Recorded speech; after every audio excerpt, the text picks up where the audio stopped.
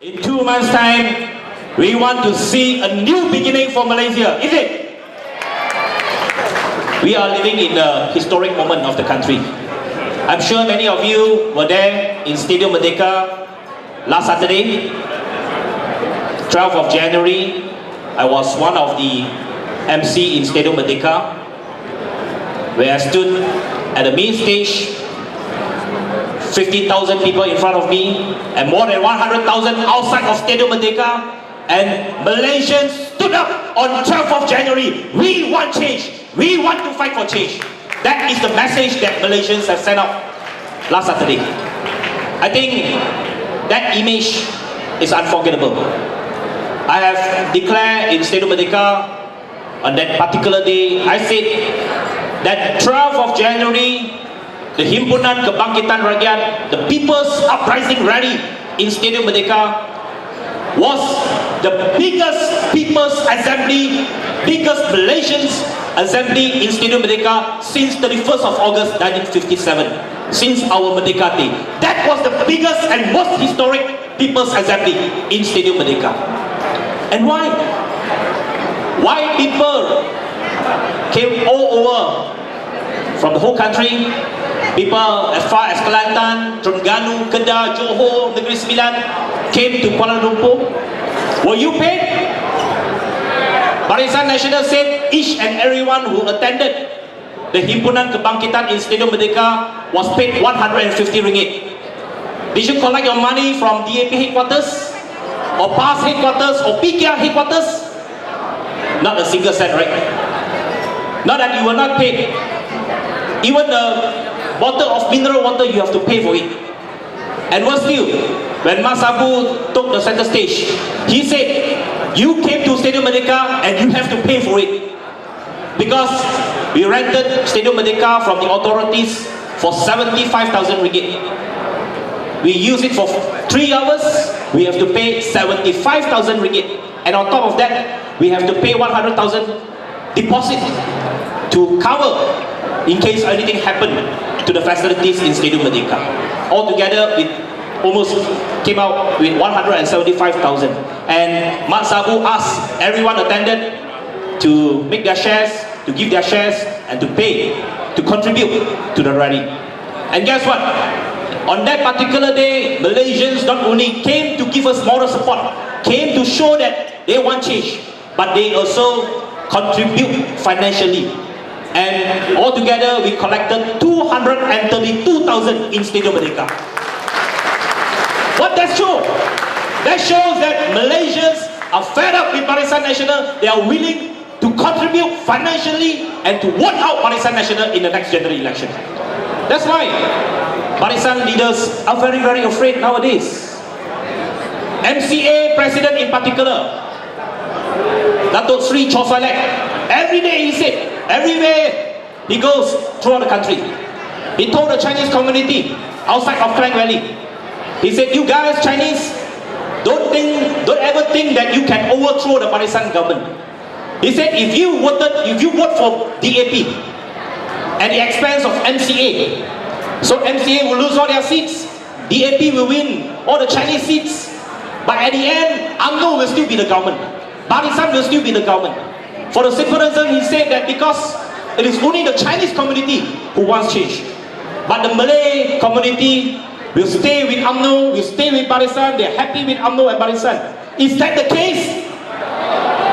Himpunan Kebangkitan Rakyat, I stood in front of the stadium and I dare said that that particular day, those who came for the rally, I would say 80% of the rally participants were our Malay brothers and sisters. And that is a good sign, is that true? And I always ask, if it is only the Chinese community who want to penalize Barisan Nasional, the Malay community want to stay with Barisan, and the Malays will want UMNO to rule forever. Why in Kelantan UMNO lost for the last 23 years? Is it that in Kelantan, all the people living in Kelantan are Mongolians? They are not Malays. Why is it the case that in Kedah, in 2008, UMNO lost, even though Kedah is the home state of Tun Dr. Mahathir. UMNO lost because the Malay community also voted for UMNO, or voted against UMNO and Barisan Nasional. They also want to change the government. And if in 2008, if not because of Malay, Indians and Chinese coming together in Selangor, standing up together against Kyotoyo and UMNO Barisan Nasional, we will never have a Pakatan Rakyat in Selangor, Pakatan Rakyat government in Selangor. This shows that Malaysians have come together. All of us want a better country. All of us want a better government. And we have had enough of Barisan Nasional antics. And the biggest joke of the day, if you read Malaysia Kini today, there's a joke from Rosmah. She said that, oh, I don't have the 28 million rings. The 28 million ring doesn't belong to me. Yeah, she said, I saw it in front of me. It was very nice. That's all. I don't have the money to buy it, she said. Is that a joke from Rosmah? And she said she is too busy to answer all the allegations on the internet. She is too busy with girl guides. That to the extent that even Deepak made an allegation, a very serious allegation against her, she has no time to answer because she is too busy with the girl guides movement in Malaysia.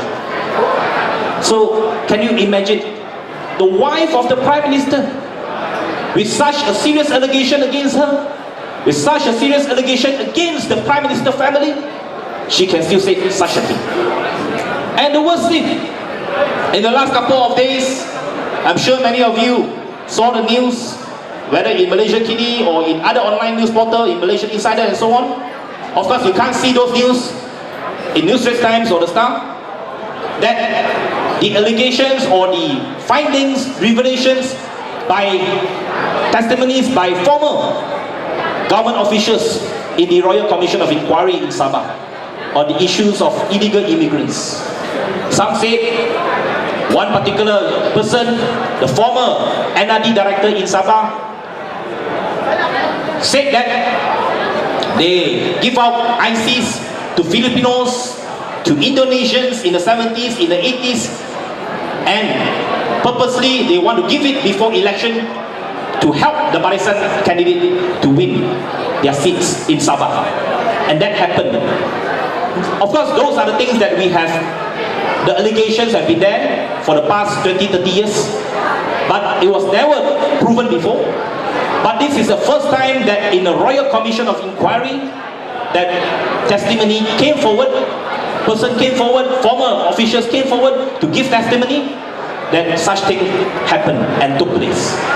And guess what? Our former Prime Minister Tun Dr. Mahathir said, that is very normal.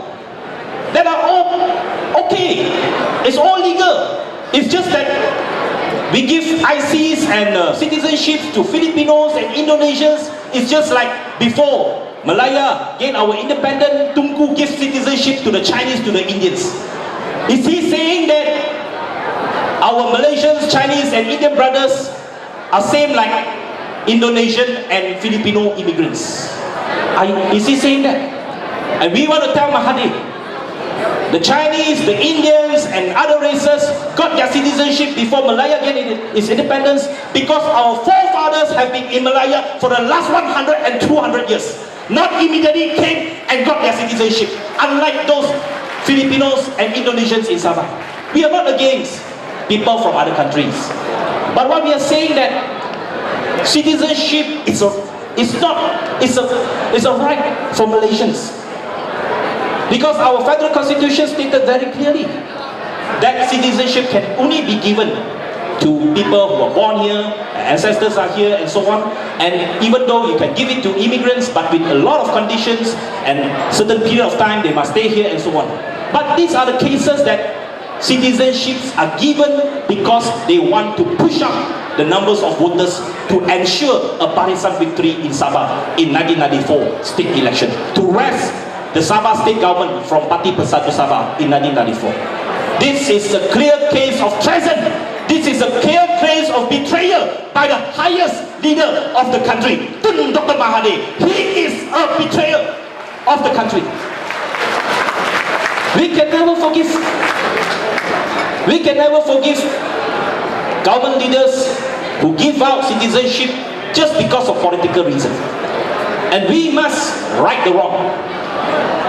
The Royal Commission of Inquiry came about because there was a big pressure, a strong momentum from the people, from Barisan 2.0 on the 9th of July 2011 up to 28th of April, Barisan 3.0, and uprising all over the country.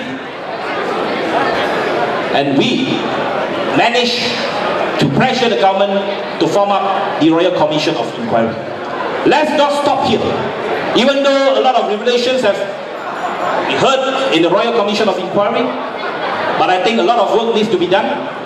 If we ever want to correct the wrong, if we ever want to make sure that our country is clean, our electoral is clean, our election is clean, there is only one way. That is to throw out Barisan National Government, will reform our election system, and will reform our election commission. That is the only way to clean up our election system and our electoral. Saya ingin dengan segala hormatnya mengalu-alukan dan mengumumkan kehadiran yang amat berhormat Datuk Menteri Besar Selangor Tan Sri Karib Ibrahim. Let us welcome Tan Sri Karib Ibrahim, our Menteri Besar of Selangor. Today, in today's paper, Datuk Sri Najib, our Prime Minister, said that if Barisan is given a mandate to rule Selangor once again, he said Barisan will give the best ever service bagi perkhidmatan yang terbaik. We have given them 50 years of time, right? And Tan Sri Khalid only 5 years. And we have shown the way. Tan Sri Khalid shall continue to lead Selangor after the next general election. Because in the last 5 years, I think Pakatan Rakyat, even though there are problems here and there, we do not deny that. I'm sure the Barisan will continue to use the water issue against PR government. But let it be clear, the water issue, it is a threat by the Barisan federal government to use the water issue to threaten the Selangor people to give back the mandate to the Barisan National Government. Is this the kind of government we want? Is this the kind of leader we want? We want to tell Najib, if you are responsible Prime Minister, you shall solve the water problem once and for all, immediately, before the general election. Don't ever use the water issue to threaten the Selangor voters, to threaten the Selangor people to vote for Barisan in the next general election. If you cannot solve it, and this is a problem that, of course, there is a need for federal and state government to come together. He said, a few days ago, he went to a mansion, I'm sure you saw it in many newspaper, went to a tycoon's house, gathering all the tycoons from the country, 80 tables. He said, oh, it's very hard to work when you have a different party at the federal and state level. You have a BN federal government and a state PR government. That's why a lot of issues cannot be settled. That's why a lot of problems cannot be settled. Let's make it the same party to rule both federal and state, both in federal level and Selangor state level. But I want to tell Najib, yes, that's true. It's a bit hard when you have a PR state government and a BN federal government. So to solve the issues and to ensure the smooth running of our state government and federal government, let's make the same party to rule both federal and state government. That is Selangor PR government and the federal Pakatan Rakyat government. Let's kick out Barisan, then we solve the problem. This is precisely, I think, the people have risen up. The people want change. And I'm sure in the next 60 days or so, in the next 2 months, Barisan leaders will continue to use all their resources to fish for votes. Already hundreds of billions are given up everywhere. Billions of ringgit are given out every day. And 500 ringgit Bring 2.0 will be given out next February 1st, and I'm sure they will continue to use a lot of tactics to scare off our voters, the Chinese community in particular, the Indian community in particular. MCA will continue to use the fear tactic. In the 1999 general election, MCA has successfully used the fear tactic against the Chinese community. telling the Chinese community that a vote for the opposition, a vote for DAP means a vote for PAS. It means a vote for Islamic State. If Pakatan Rakyat comes to power, Chosa like said, the Chinese will be the one who suffer. The Indians will be the one who will suffer. He said because DAP will not be the taiko. It will be PAS to take the lead. Hadi Awang will be the taiko. Nek Aziz will be the boss who call the shot. Then Pakatan Rakyat has no say, DAP has no say, that we have to kowtow to PAS, we have to accept hudud laws, we have to accept Islamic laws and so on. Let us make it very clear. PAS, DAP and BKR work together on a common platform. Of course, we have differences in our party ideologies. We are not hiding it. But let's make it very clear that the Pakatan Common Policy Framework is that we are not going to change Malaysia to an Islamic country or to a Christian country or to a Buddhist country. We want to make Malaysia a better country, a more democratic country for our people, not as an Islamic country or an Islamic state. And we will be very clear. Hudud is never on our agenda.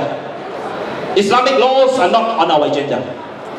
And MCA will continue to use examples to threaten the Chinese, saying that if Pakatan comes to power, especially outside of Selangor, outside of Klang Valley, they tell the rural areas, if Pakatan comes to power, oh, the non-Muslims cannot eat pork, the non-Malays cannot drink beers, the Chinese cannot buy the Tam Ha Chai and the Sports Toto and Magnum. These are the lies spread by MCA. Pakatan rule Selangor right now. Is it that in Selangor, in PJ, in Klang, in Subang Jaya, you cannot buy beer? Is it that in Klang, all the Bakute shop all closed down already? Is it the Bakute in Klang right now are not porks or all chickens? These are the lies that spread by MCA throughout the country. Of course, these kind of things, it will not stick in Selangor. The Selangor people will not believe into it. But these are the lies that they are using it in the rural areas, in the outskirts, outside of Klang Valley. Let us make it very clear. What we want to change is not to change the lifestyle of our people. We have always assured our non-Muslim community, whether our Chinese brothers and our Indian brothers and sisters, if Pakatan Rakyat comes to power after the next general election, let's be assured that you can continue to have your bakute, you can continue to have your wantan mee, you can continue to enjoy your wine or your beer. Those who want to buy 40, no problem, you can continue to buy. These are not the changes that we want to make. The changes that we want to make is to make the government more transparent. The changes that we want to make is to ensure in a short span of time, we want to buy back plus North-South Highway to ensure from Johor Bahru to Bukit Kayu Hitam, we have a free toll route for all Malaysians. These are the changes that we want to make. The changes that we want to make is to go all out to fight against corruption and to ensure a better and effective government like what we have in Selangor and Penang for federal level. So the changes that we want to make, let us be very clear. We have our agenda. People want to see this agenda come true. That is, the government must be fair, the government must be transparent, must be clean, and to reform our institutions, to ensure that we have a better environment for everyone to live in, to ensure that we have a safe streets for us to live in.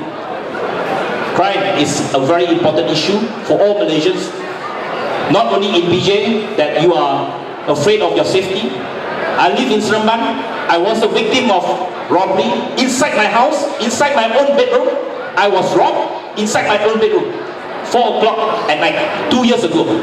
And I'm one of the MP. I raised it up in Parliament. I asked the minister, I grilled the Home Minister. Even that, 2 years passed. No, my case is still not settled yet. So how do you expect that Malaysians, ordinary Malaysians, have confidence in our Royal Malaysian Police Force? How do we have confidence that the effectiveness of our policing system in the country, where the agenda of the police is not to ensure we have a safe environment for everyone, but they are more concerned about how we handle our public assembly, how we handle our demonstration. That is their concern, not about public safety. So these are the type of things that we want to see changes in the country after the next general election. And GE 13, general election 13, is the best ever opportunity for Malaysians to realize change at the federal level. If we cannot achieve this in the next general election, it will be very tough for us in the coming years, because Najib and Barisan Nasional and UMNO in particular will consolidate their power after the general election. They will tighten up the system. I'm sure they will have a delineation of electoral boundary. It will make it even tougher for us to fight at the 14th general election. So let's make this election our best opportunity to ensure the end of Barisan Nasional government at the general election 13. People of Petaling Jaya must take the lead, because Selangor is the heart of the country. PJ is one of the most urbanized area in the country, one of the most educated area in the country, and one of the most influential area in the country, because many Malaysians throughout the country live here, work here, but not necessarily they vote here. But it is very important for PJ voters to take the lead and help to spread the words to all Malaysians, to your friends, to your relatives, to your colleagues, to ensure that they must go back to their respective hometowns come election to cast their vote. I think we are very upbeat in the next general election. In particular, we see the changes in southern Malaysia, in Johor in particular. I was in Segamat 2 nights ago. Segamat is not a very big town, but DAP dinners managed to sell 168 tables in Segamat. We raised 18,880 ringgit in Segamat from the floor. And in Johor, almost every week, we have 1,000 people dinner throughout Johor, whether in Segamat, in Batu Pahat, in Muar, in Johor Bahru, everywhere. So these are the changes that we have seen in Johor. And the momentum in Johor is very strong.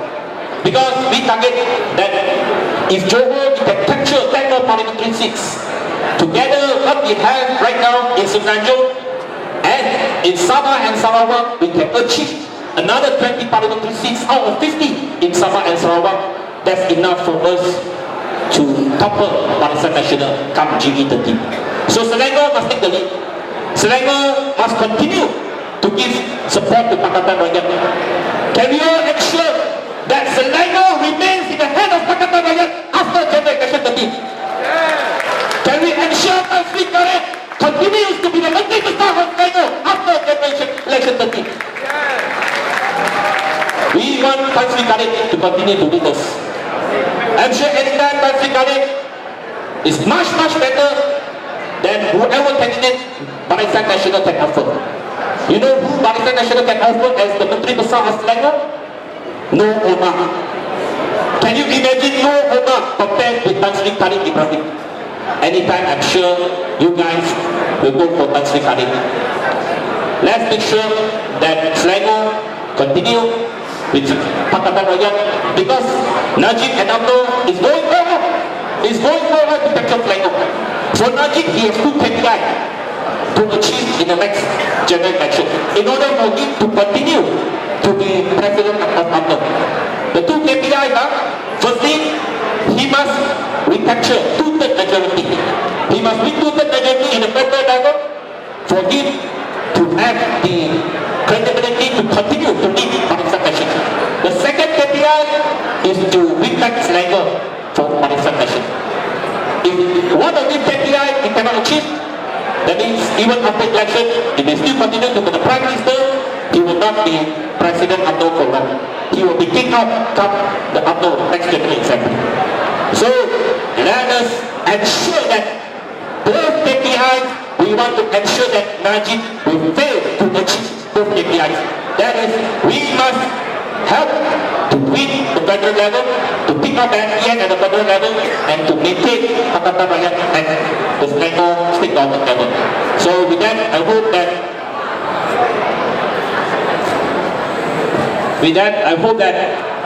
our PJ folks, our PJ friends will help us because you will play a very important role. As I said just now, you are the center of attention, the center of the country, the heart of the country, and you can influence many Malaysians to do the changes, to make the changes. And please make sure all your friends, all your colleagues who are not voters in PJ or Selangor, make sure all of them go back to their respective hometown, their states, constituency to cast their ballot in the next general election.